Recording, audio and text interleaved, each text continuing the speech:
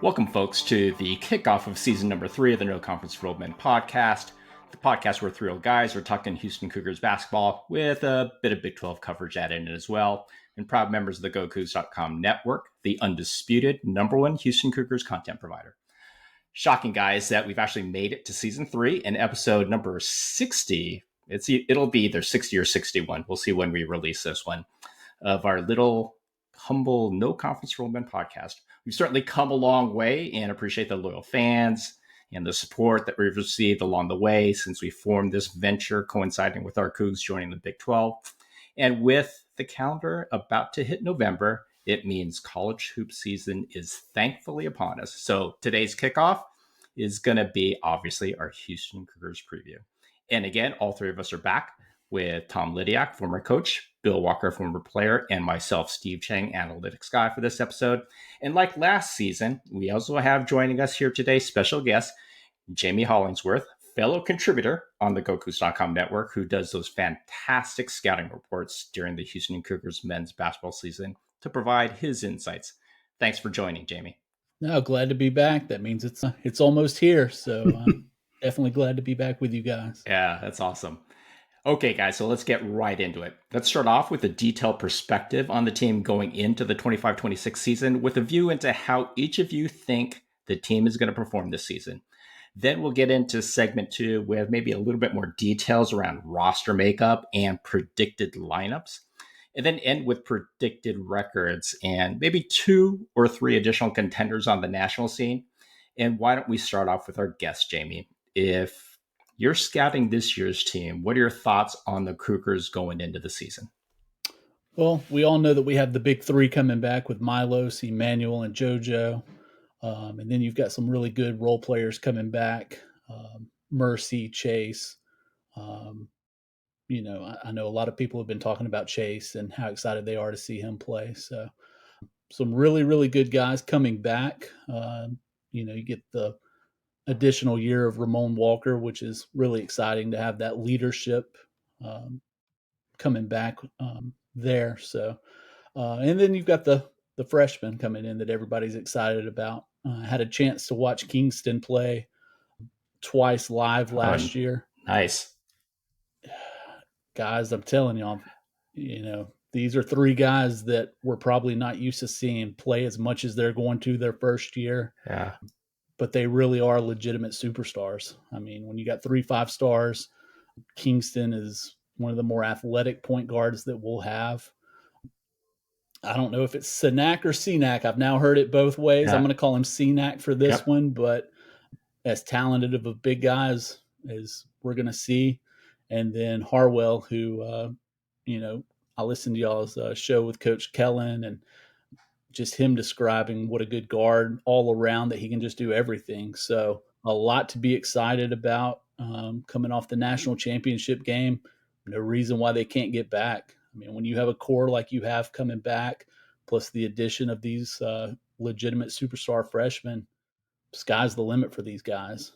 I think last year to start the season, you throw Milos out there, took him a little while to get the swing of things, but once he did, and once they figured out their identity and the leadership, those were big shoes to fill from Jamal. And I'm not sure that J1 and LJ were quite ready, to know their role. But once they figured it out and became the leaders of the team, we saw what happened.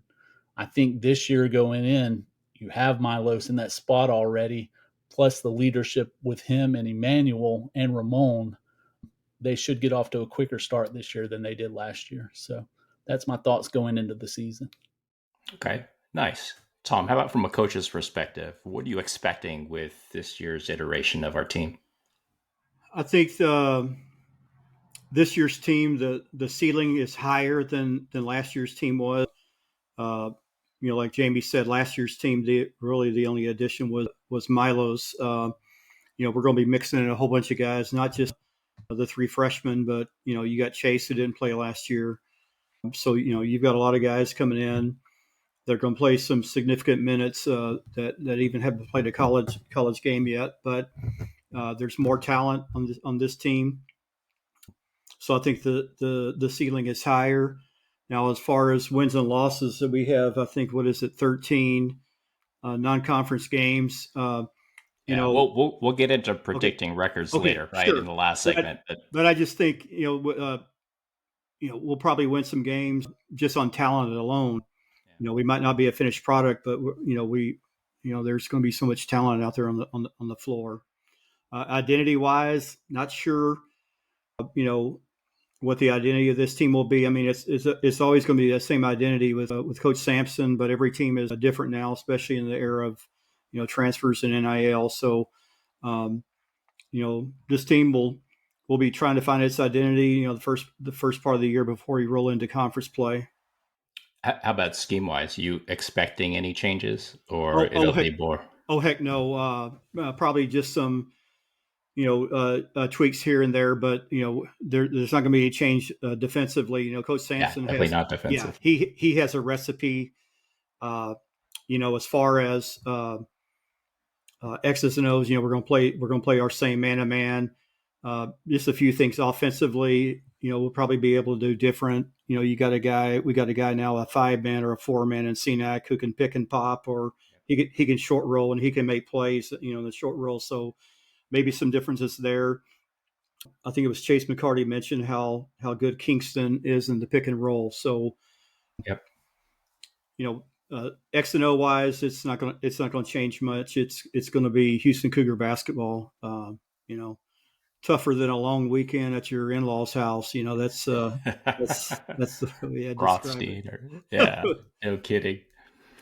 Okay, how about you, Bill? From a player's perspective or from your own perspective, what's your take on this year's team? Well, it's funny because I've mentioned this to several people who have asked me about the team heading into the 25-26 season. And I read recently that Kelvin said exactly the same thing that I've been saying to others. So clearly great minds think alike. And what he said was, and this kind of piggybacks off of Tom a little bit. This team has a lower floor than last year's team, but a far higher ceiling, and that's what I've been saying as well. Obviously, the high ceiling and the low floor is due to the 3 incoming 5-star freshmen. They're young. They'll obviously take a little time to get things right and become acclimated to,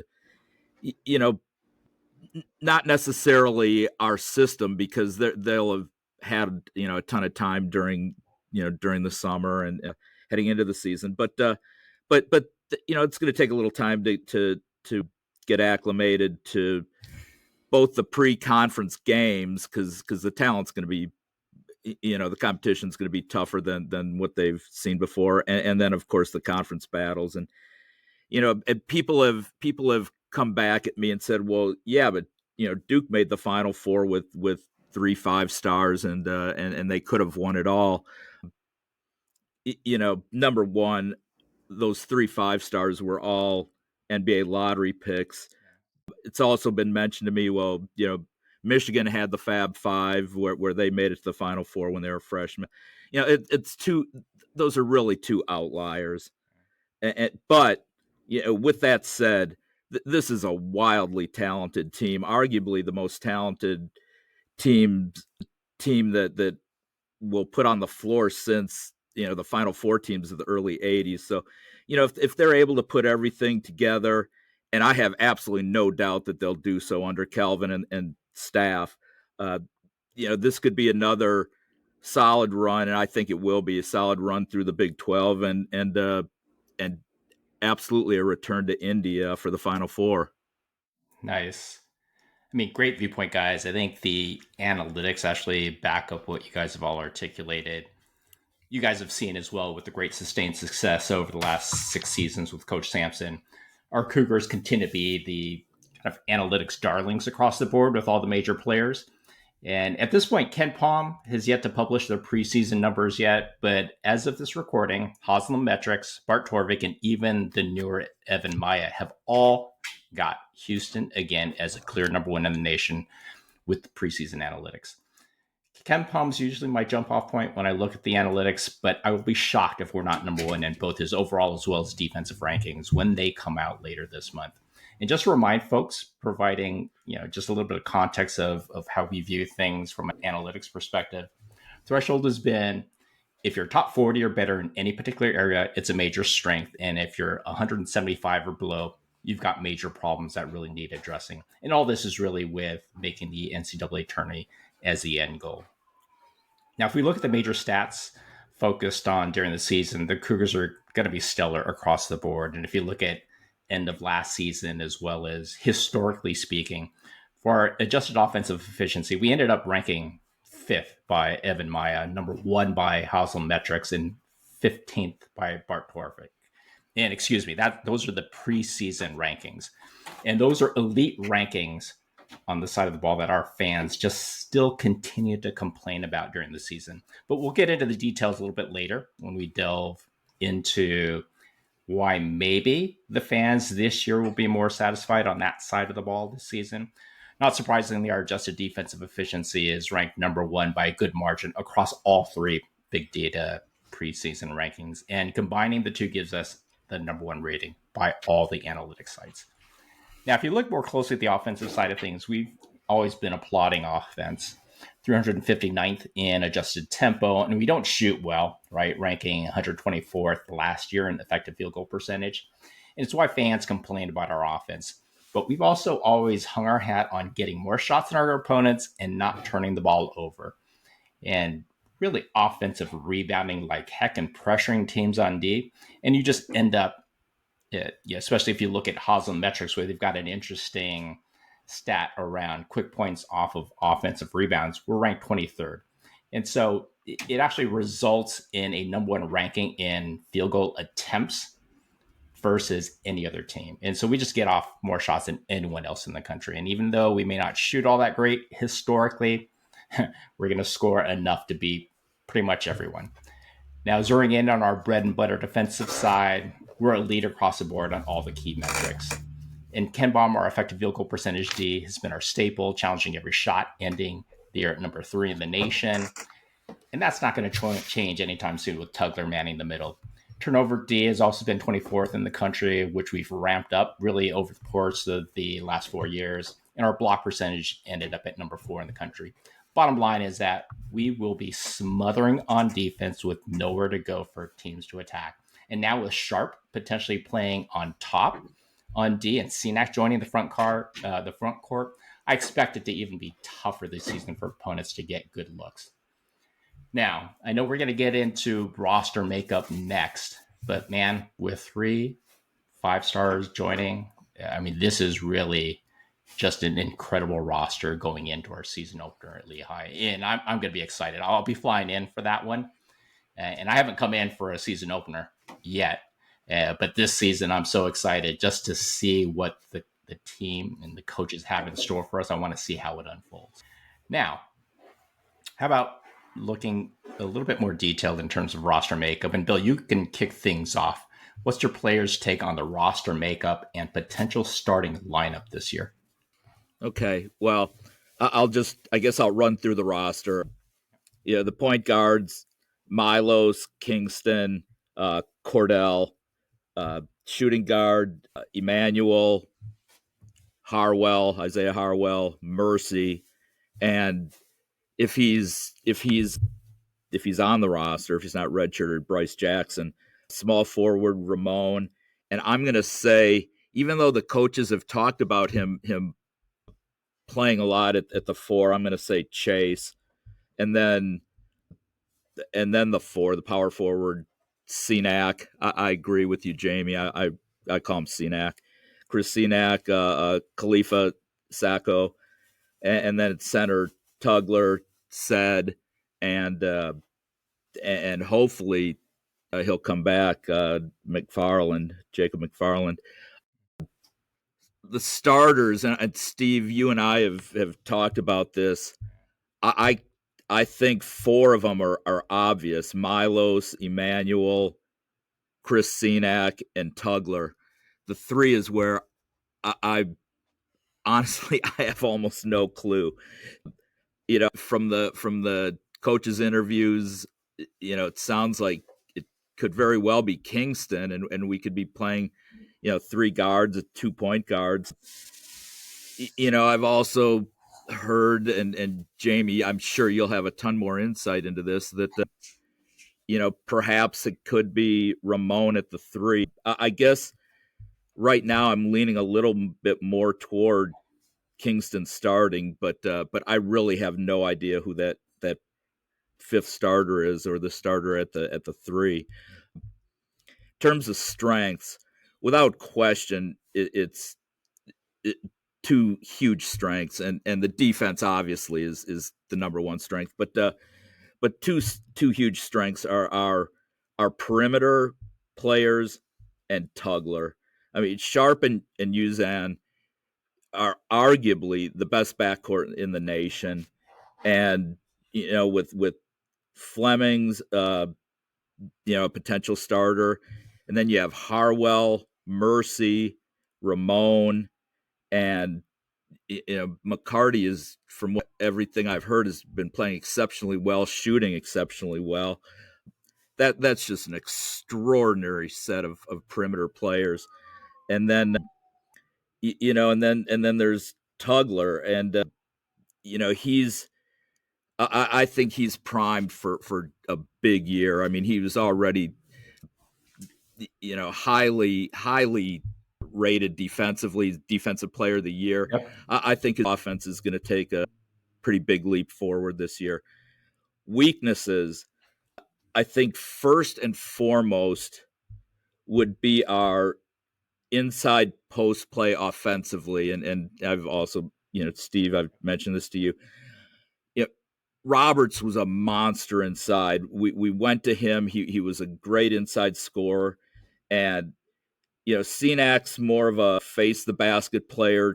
Tugler kind of has been as well, extremely athletic around the basket. But my concern is our inside scoring, and we'll see what happens there. I'm guessing that JoJo is going to pick up a lot of that slack and become a pretty solid inside scorer this year. The other potential weakness, of course, are the freshmen, and they could be somewhat hit or miss. But I think if that's the case, and I'm going to qualify this as a weakness, if that's the case, I only expect it to be early, and I think that they'll be absolutely fine as we progress through the Big 12 schedule and approach the tournaments. Okay. Are you concerned at all about the time that Tugler's missed in terms of kind of refining his offensive skills, especially down low, because he had surgery again? Yeah, I think he's versatile enough. I think that clearly it was Jaywan in the middle last year, down low, getting the ball, and everything went into him. I think I'm confident that the Tugler. I don't think that we're going to be nearly as good as an inside scoring team as we were last year with Jaywan. It's just naturally how he plays, and Tugler and Senak are not that kind of player. But I do think that that with Roberts gone, that I believe Tugler will be playing more in the post and getting the ball. And I think he's clearly talented enough, and I think he's intelligent enough to get the job done. Okay, cool. How about you, Tom, from a coach's perspective? Oh, looking at the roster, there's a couple of injury concerns, a couple of minor, as you mentioned, JoJo, he was in a boot. They're nursing that injury. They're taking it slow, just as a precaution. We do have a couple of scrimmages come up. October 18th, we got Mississippi State. Not sure how much JoJo will play then. Then we have that exhibition on the 26th. Ole Miss on the 18th. That's a scrimmage, and then on the 26th we have that exhibition versus Mississippi State. So not sure how much, JoJo's going to play there, if they're just going to wait, for the regular season, the first game against Lehigh. And then we have an unfortunate situation with Jacob McFarland. He had a small rod put in his leg last October. And then just recently in September, he had another surgery to put a larger rod in there to replace that smaller one to promote some healing. And that's just, you feel bad for the guy because, he's put in a lot of hard work and, he's yet to see the court because of the injuries. And then there's Isaiah Harwell. They're kind of nursing that injury too. He tore his ACL. I think it was his junior year in high school. So it's still kind of a lingering thing. And, he didn't go to those tryouts for that USA team just to get a little more healing going on too. The three guys I'm looking forward to seeing the most this year, I think, are Kingston, Chris Senack, and Chase McCarty. A lot of noise surrounding McCarty about how good he's going to be, and also Kingston. If you listen to any of our podcasts, you heard the word from one of our assistant coaches say he's been unbelievable with Kingston. If you listen and watch the interview with Kellen, Steve, I think when you mentioned the possibility of playing, 2 point guards together, Kellen just kind of went like this. And he said, in the past we had Corey Davis, we had Galen Robinson, 2 point guards, Marcus Sasser, we played with them. And I don't know. I'm just getting the feeling that, Kingston might be in there from the get-go. So 5 men, Chase going to the 4. I think that was kind of a recent development, and I'm wondering if the situation with Jacob McFarland, was a cause of that for Chase to play some 4, and also, by Chase being able to play the 4 and some of the guard spot, the 2 or 3, it also allows a spot for Kingston to get some more playing time too, because I think there was some discussion on GoCoogs message board, and they were divvying up the minutes, and somebody was saying, well, it looks like Kingston might only get 15 minutes or so. Well, he's not coming here to play 15 minutes. And that kind of had to go back with I think that was before what's his foot decided to transfer to A&M. Who's our boy? Texas Tech. Pop Isaacs. Yeah. Pop Isaacs. Yeah, there you go. There you go. Word on the street was Kingston was like, he's gone if Pop comes in, because you're looking at 15 minutes a game, maybe max if Pops came here. But let's get to what I think will be the starting lineup, and I have to give credit to Bryce Summerall, because he posted on GoCoogs a while back that he thought Kingston would start, and I commented, You got to be out of your flipping mind. Kelvin's not going to hand over the keys to a Ferrari, to some young guy. But the more we talk to the staff, and the more they talked about Kingston, I think Bryce is onto something. But I think we'll see Kingston at point, Uzan and Emmanuel at the 2 and the 3. Under Kelvin's system, the 2 and the 3, they're the same position. The point guard, the 1 is a totally different position. And then you got the 4, which is a different position, and the 5. 4 and 5 can also be the same position. But I think another thing that stood out, I think it was Kellen said this. He said they'll be looking for Milos to score more this year, which makes sense. If Kingston's playing a lot of point guard, he'll set up Milos to be more of a shooter. Not that Milos is not going to play point guard. I'm sure he'll get his fair share at playing point.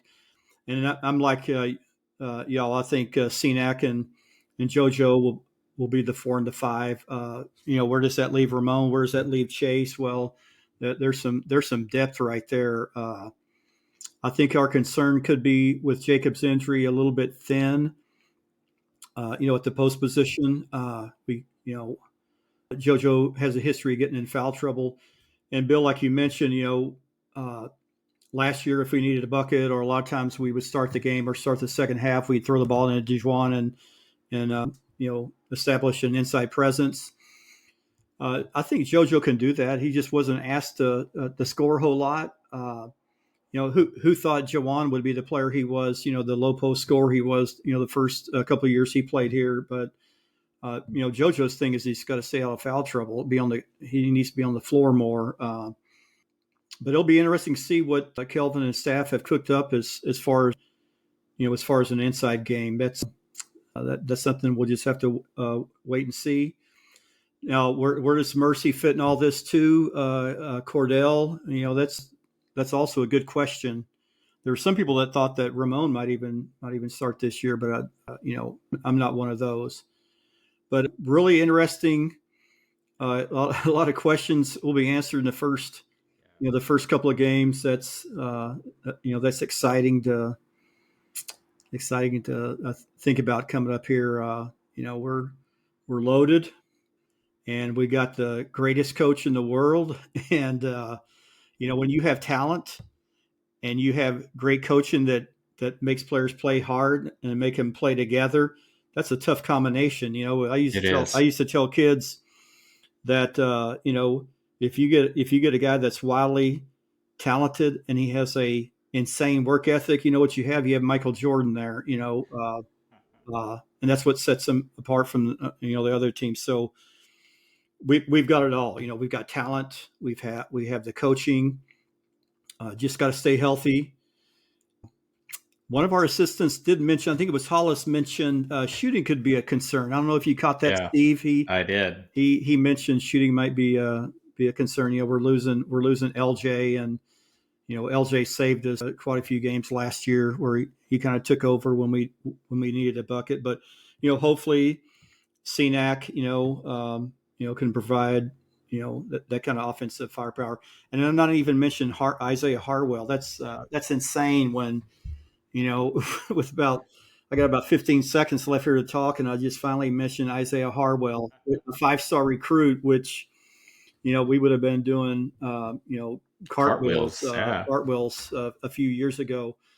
Haven't seen much of Harwell play, but from the description of him, I don't know if you guys remember Mitch Richmond. Mitch Richmond played for the Warriors, I think it was whatever they had. They had Tim Hardaway, they had Chris Mullen, they had Mitch Richmond, a 6'3", 6'4" guard, built really well, strong. That's just a really good perimeter shooter that can also take it to the basket. So it sounds like Harwell, might be that type of player. Yeah. I kind of likened him to like poor man's Scottie Pippen, right? Very versatile, good with the ball, very athletic. So we'll see. Very curious to see as well. Yeah, I think Richmond was a little stronger, but physical. But Harwell can do everything. I mean, quite honestly, early on, I thought that Harwell was clearly going to be the starter at the three or the other guard anyway. But yeah, me too. But that obviously, now that we're getting closer to the season, that doesn't appear to be the case. It's interesting though, right? Because we heard from all the coaches around wanting to take their time with Harwell. He's still recovering. I haven't seen him miss any practices, right? He's in all the videos and everything for the off-season workouts, right? Where we still see, right, some folks in boots, right? McFarland, Tugler miss time. I haven't seen Harwell miss anything. So I don't know if they're just downplaying it to not put too much pressure on the kid, because I don't think he's missed anything. He's been in the strength and conditioning program because he's bulked up as well. So I'm really curious. See if we'll actually see him in day one. Anything else, Tom? Well, that's about it. I'll let you guys talk some. Okay. Hey, Jayme, how about yourself? What's your take? So I think we're all in agreement on the first 4 starters. The name that I have literally written in my workout room in there that I have circled that I've been just laying low is Mercy Miller. I'm telling y'all, I think that he's going to take off this year. I agree with you. I hope so. He had a great summer. He looks like he's bulked up some. We all saw the dunk that he did in the Drew League where he just posterized a guy. I did not know that he had that kind of athleticism. I just thought he was kind of a shooter that could do some things. I think he's the 5th guy this year to start the game. Wow. Okay, there's a fresh take. I love it. So that's my initial thought. I think that you could take him and one of the bigs out, bring in Chase and Kingston, take Milos off the ball in that first sub rotation and just run and gun, which would be something that we have not seen. But when you have 2 guards like that you could put one in one corner, either one of the point guards bringing it up the court, put Emmanuel in the other corner, go 4 out, 1 in, that gives you some stuff that we haven't really seen. So that's what I would do. I'm not Kelvin Sampson, but if I had that kind of talent, that's probably what I would do. I would say it's either going to be Mercied or Isaiah, actually. Okay. So I don't see him starting the year off with 2 freshmen in the starting lineup. Could very well happen. Kingston's absolutely good enough for that to happen. He's a stud, I'm telling y'all. Yeah. Like, he's not necessarily a score first guy. He's going to try to get his guys involved. But if he can get downhill, he's going to do some dunks that we haven't seen from the guard position. I agree. So we've mentioned those guys. Khalifa, I think he comes off the bench kind of in that JV era role, rim protector, lob guy. But I think this is, it gets harder to say this every single year, but I think this is our deepest team that I've seen so far. I mean, you could legitimately play 12 guys if you wanted to. Yep. If you want to bring Sed in there, let him bully some guys around, you could do that. If you wanted to bring Cordell in, let him play defense, shoot some, you could do that. I think that they probably max it off around 10, but I think you see 10 guys every single night as part of the rotation. But if he wanted to, he could legitimately play 12. Like y'all were talking about Jacob, I'm worried about Jacob. It just seems like it just happens every year. I mean, it's sad. And I'm hoping it's not one of those medical retirement type deals, because I really want to see him out there. Like, he deserves to be out there. He works hard. So hopefully he can get out there at some point this year. And then, I think Bryce red shirts for sure. Nothing wrong with that. Yep. But you've got a lot of guys that know their roles this year. I think Cedric's fine, being that practice guy that bullies Chris around and gets him stronger and ready for Big 12 action. But I think that would be my starting 5 and kind of my thoughts, with that first rotation off the bench. Let's speed it up a little bit, look to us spread the floor and get some early offense. Yeah, no, that's great insights. I completely agree with you in terms of the depth for this team. I mean, can you imagine the practices this year? I mean, you have high quality kids, right, playing against each other across the board. I don't recall another roster that we've had here, even in the 2 Final Four years, that had this type of depth. Hey guys, getting back to Bryce Jackson. Yep. I know Kelvin and staff do their own evaluation, but Bryce had a higher rating than Jamal, Caleb Mills, Marcus, and he's probably going to be redshirted. That's he's nuts. another one. I got to watch a lot of his games last year on the NFHS network. I watched several of his games, and he's a stud. I'm telling you. But there's probably just too many there in front of him this year. But I think he's going to be a really good player too. Yeah. Like I said, that our perimeter players, basically the 1 through 3 positions, we're so incredibly deep that he's a good sized big guard, but it makes sense to redshirt him with the incredible depth we have in the just around the perimeter. And what does that tell you with the kind of kids that we recruit, as well as kind of the communications of the staff to be able to every year we've been able to convince, like a 4-star player to redshirt, right? And that's unheard of these days. So tip of the hat to the staff as well, right? And the kids we and recruit. Before he got hurt his sophomore year, he was considered the best player in his class in Houston, the state of Texas. Yeah. Oh, in the state of Texas? Yeah. I mean, when you look at it from an analytics perspective, we do lose 3 of our top players in Roberts, Cryer, and Francis, but it's nothing new for us, quite honestly, because we've gone through multiple seasons where, like when we lost Sasser, Walker, and Mark after one season. But as you guys know, I like to use Bart Torvik's top 30 player box score plus minus in assessing how players impact winning. And of the guys that we lost, Cryer was our number 2 guy at a plus 10.3 last season. But we get our number 1 guy back in Sharp, and he was at a plus 10.7. And though we missed the experience and low post scoring of Roberts, right, like you said, Bill, we talked about it a little bit during the season last year as well. His production had actually dropped off last season, and he was basically 7th on the roster at a plus 7.1, his lowest number in 3 years as a starter. The expectation that I have is that Milos, who was a plus 7.9, and Tugler, that was a plus 8.5, really step up their efficiency this season. And they were already both great as first-time starters for us as the 4th and 5th most efficient players last season.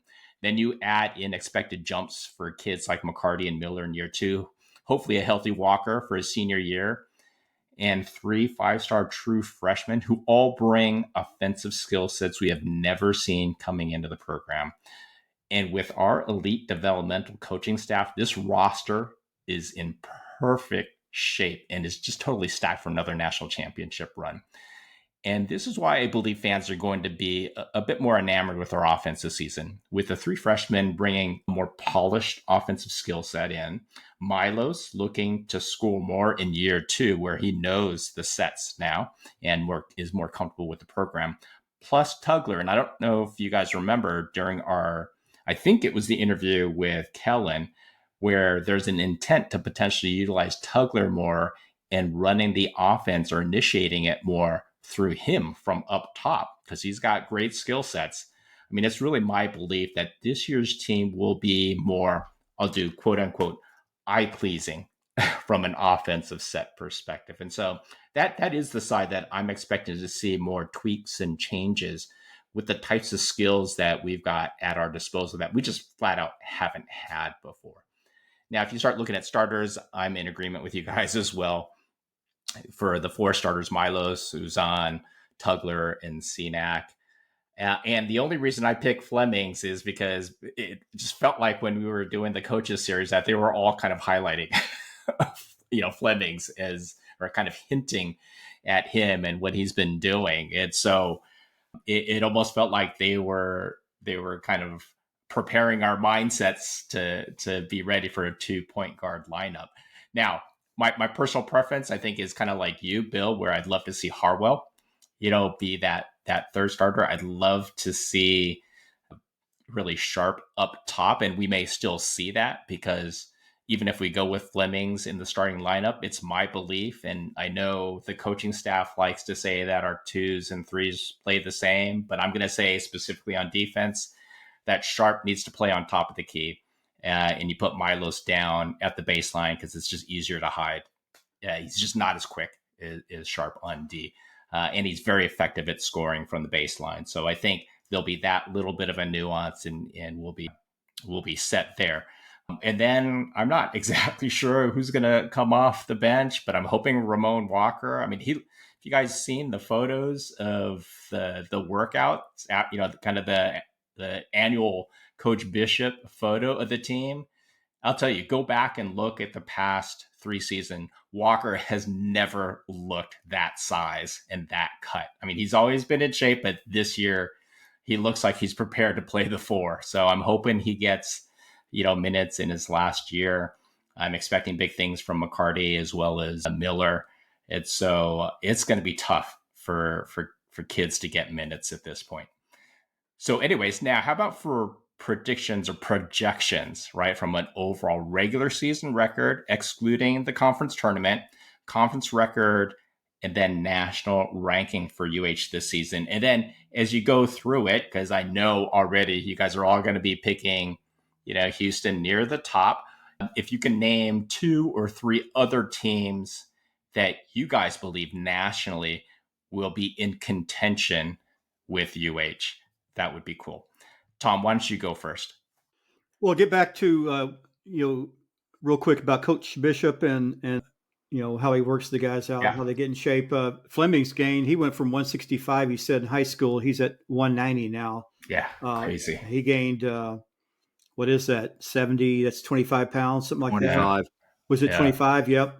That's nuts. And then Sharp. I don't know when that picture came around. It was a couple of months ago. He looked like a Pillsbury Doughboy, but he lost. Very svelte now. Yeah, he lost 10 pounds. It looked like more than 10 pounds, honestly. He looks lean. Yeah, the tweet I saw, said 10 pounds, but anyway, getting back to the season, you got 13 non-conference games. I think we go 12-1. Not sure where that loss would come. Probably a combination of maybe the Auburn game in Birmingham. We have the players era where you play 3 games in 3 days. We got Arkansas in New Jersey, Newark, New Jersey. So probably one of those losses I think will come in one of those games. So 12-1. I think Big 12 play, we go 16-2. You got an 18 game schedule now instead of 20. It's one of those lopsided schedules. We have Iowa State on the road. We got Kansas on the road. We only play them once. I think the 3 teams we play twice are Cincy, Baylor, and who's the other one? You guys remember? Anyway, so 16-2. I think we protect our home court, go undefeated on the home court, and then you're probably looking at 2 losses. Probably coming on the road. So you're thinking what, like 28-3? Is that right? Yeah, I think we are 28-3 heading overall into the Big 12 tournament, the Iowa State Invitational, and that's their Super Bowl.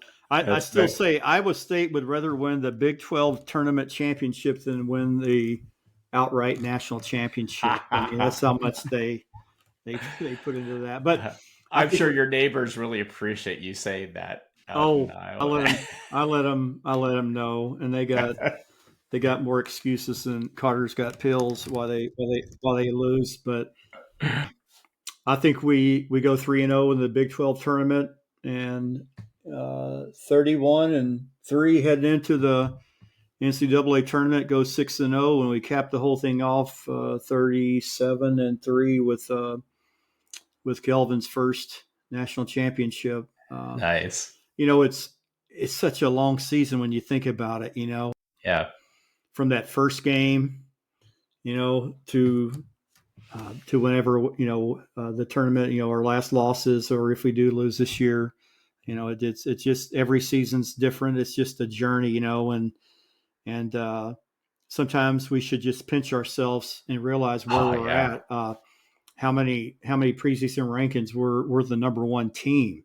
Yeah. I mean, just, and old guys like us remember the days where there were more rats in Hoffheinz Pavilion than there were people in the stands, Hey, Tom, so who else have you got nationally? Give me 2 or 3 other teams you think are going to be in contention with. I haven't really focused a whole lot yet on the national scene, but you look at all the talking heads and you look at the analytics and all that. Purdue's in there. Yeah, absolutely. And then probably Florida. You have to probably throw them in there too. Some people are saying UConn. We'll see after the kind of season that Hurley had last year, where he was thinking about quitting. He was thinking about totally getting out of coaching. So, we'll see how Hurley responds when the bullets start flying again this year. Whether he's renewed and vitalized or whatever. So people are throwing UConn in there, but I'd say us, Purdue, Florida. You never know. Those are Duke, 3 good ones. Duke, they got those 3 guys that are throwing bukus of money into the Duke basketball program to procure talent. So yeah, I'll go with those. Okay, awesome. How about you, Jayme? So I've also got us going 12-1 in the non-conference. Okay. I think you either drop one at the Players Era or in Newark against Arkansas. In the conference, I have them going 15-3. Okay. I just think that's a really, really tough stretch towards the end of the season where you have to go back-to-back Monday nights at Iowa State, at Kansas. So I think 15-3. The conference overall, I thought it was going to be better than last year, but then I started kind of looking at the rosters. Iowa State is going to need Lipsy to get healthy. Yeah. I don't know that Kansas has enough around Peterson, but I do know that Bill Self I've never heard him more excited about an individual player than he is for Darren Peterson. He says he's the best player since Danny Manning. So that's a pretty big statement. But overall, I think we win the conference again, 15-3. I'm not sure that we win the conference tournament. I think, that could be an opportunity for a slip up going into the big dance, but I do think they win it all. Nice. So I'm going to go a little different route. I'm going to go my final four. Okay. Houston. Yep. Purdue. Yep. BYU. Wow. Conference I supporter. Think Love it. I think BYU could win the conference tournament. Okay. They're flat out loaded. Yeah. Now, the question I have with BYU is their coaching. Yeah. Let's call it what it is. He's an arrogant dude. He really likes himself. Yes, but he does. if he can figure out how to get, the talent that they have coming in, they just have so many good players returning with Keita and Richie Saunders. Yep. So if Saunders can be okay with going from 20 points a game down to, 15, 14, somewhere in there and share the ball with AJ. And then if AJ can be the player that I think he is, then I think they could get to the Final Four. Okay. And then my fourth team, which is probably going to be a big surprise, San Diego State. I think you're going to steal that from me. That's going to be one of my. No, that's great. No, I think they're going to be the real deal. We got to see them in Vegas last year. We'll get to see them again this year. Getting the Guaf guy back was huge. He was one of my favorite. He probably was my favorite player that I got to scout last year. Yeah. Just a tremendous athlete, shot blocker. So that would be my Final Four. I do think, like Tom said, I think UConn's back in the picture this year. Yeah. I think he did a good job bringing some guys in, and then it's all about retaining. If you can retain some really good players and then add on some top talent, then you've got a chance. So they definitely have a chance. But yeah, that would be my Final Four. Yeah, no, that's awesome. Ball. That's great. How about you, Bill? What's your take around records as well as a few other teams to look out for? Yeah, well, again, it's interesting because you guys all had us losing.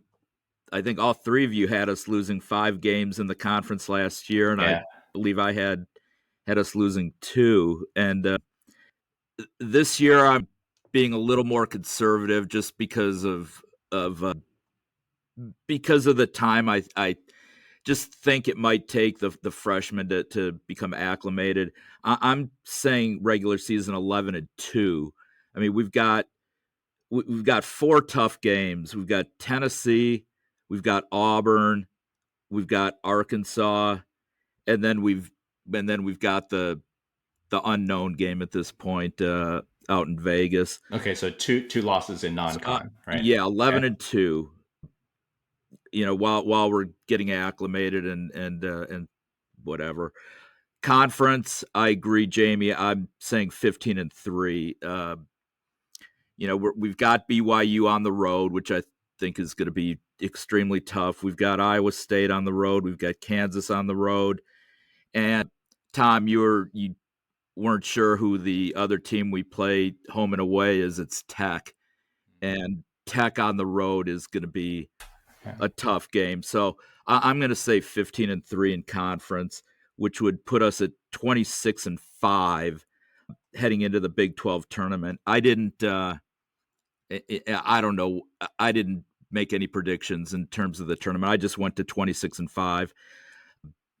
national ranking, and I'm not sure exactly what you meant by asking us what our national ranking is going to be, Steve. Yeah, I think end of the throughout season, the season, are we gonna win it? Or are we not gonna win oh, it? are we going to win it? Yeah. Well, yes, I'm going to say yes. Yeah. Yeah, I had written down we're going to float between 1 and 5 all season. Yeah, And I would agree.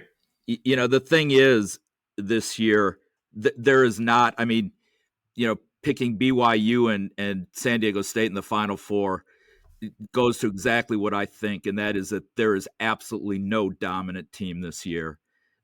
Almost every single team has question marks. Yeah. My three teams, and it kind of along the same lines as Tom. I have Purdue, of course, Yep. Florida, and then my third team. I was kind of vacillating between Duke and Michigan, and it's probably going to end up being Duke just because they're playing in a weaker conference, Yeah.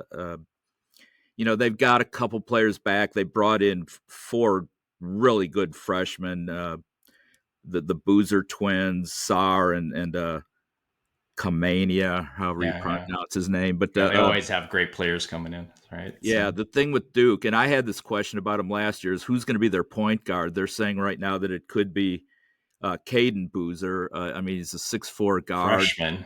Yeah. Yeah, freshman, and they think that he could end up being the point guard. So, every team that I've looked at so far has questions, and and that includes us. And so I don't think there's and that leads to picking teams like BYU or San Diego State for the Final Four, because this is a year where a lot of different teams could end up making it, because I just don't see any dominant teams out there. Yeah. Okay. No, great picks. Now, quickly from my perspective, I think we're all relatively close in terms of our predictions. I've got us 27-4 overall. All of our losses coming in conference, and all road losses, right? To Tech, BYU, ISU, and KU. Now, I could potentially swap one of those if we can pull one off on the road in conference, and maybe we lose to Arkansas in the non-conference. But I also believe we're cutting down the nets in March for our first national championship. 2 other teams that I feel are going to be neck and neck with us, Purdue, just like you guys had highlighted, because they've got like 4 guys coming back, plus another, great incoming transfer player. And other than Purdue, I'm also going to highlight UConn. I didn't think any of you guys would talk about UConn because, from the national pundits, not a lot of them have mentioned UConn that high. They've actually mentioned St. John's before UConn, but I think UConn's up for a big comeback because they've got a lot of, really good players coming back, and they've filled out the roster really nicely. And then my dark horse was going to be San Diego State as well. I love the makeup. No one's talking about them. I mean, they might be ranked on the fringes, and I'm not ranking them 4th, but I think, come NCAA tournament time, that they are absolutely one that I would not want to see in our bracket. So, because I think they could definitely make it to the Final Four.